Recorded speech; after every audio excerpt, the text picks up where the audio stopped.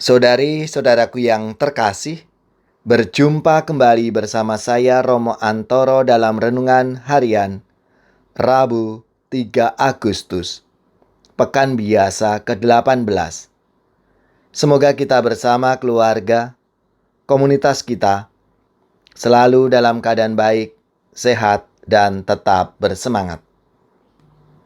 Hari ini kita bersama-sama akan merenungkan Injil Suci menurut Matius bab 15 ayat 21 sampai 28. Marilah kita mengawali renungan kita dengan tanda kemenangan Kristus. Dalam nama Bapa dan Putra dan Roh Kudus. Amin.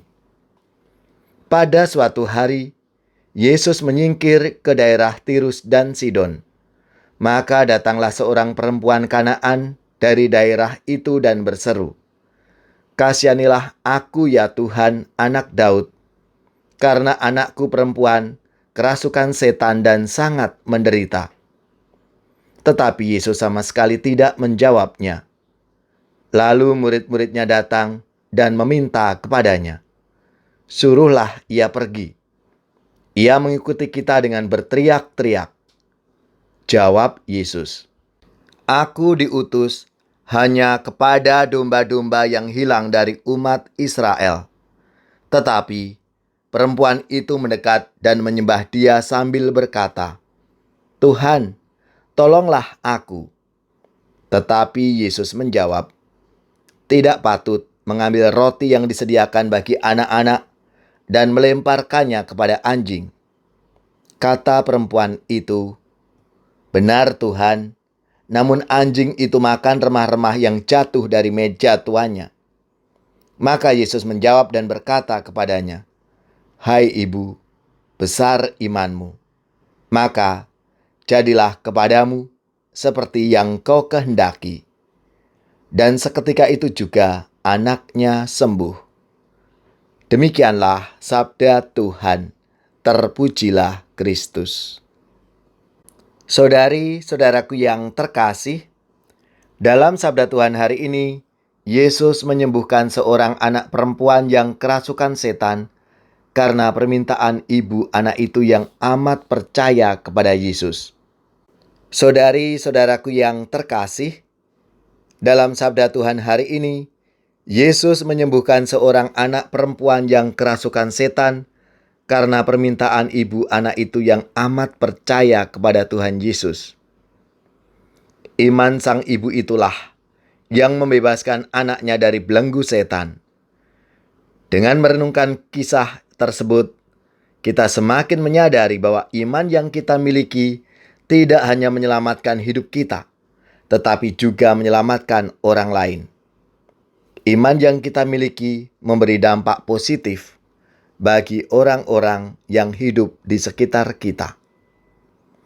Saudari-saudaraku yang terkasih, dengan iman itu pula, kita dipanggil dan diutus untuk mewartakan Kristus yang menyembuhkan, membebaskan, dan memberikan pengharapan.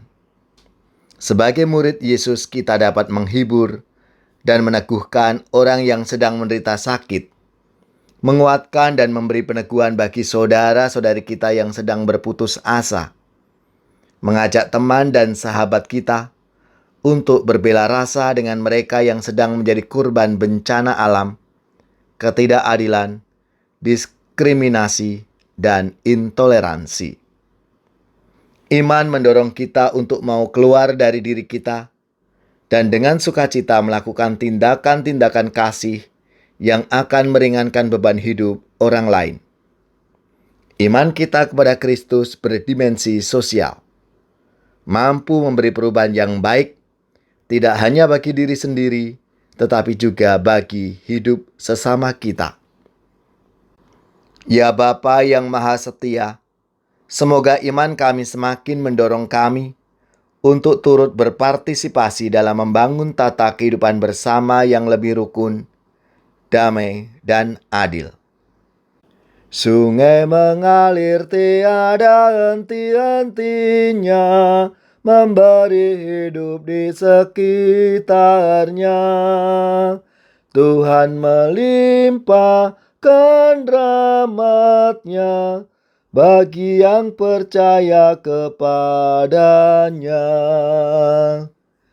Ya Tuhan Allah, limpahkan kasih sayang-Mu bagaikan air sungai abadi, agar segarlah hidup kami, tiada akan layu selamanya. Semoga saudara-saudari sekalian, keluarga-keluarga, komunitas kita, orang-orang yang kita doakan, mereka yang sakit, yang menderita, seluruh tugas, belajar, pekerjaan, usaha, serta karya pelayanan kita, dibimbing, dilindungi dan diberkati oleh Allah yang Maha Kuasa, Bapa dan Putra dan Roh Kudus. Amin.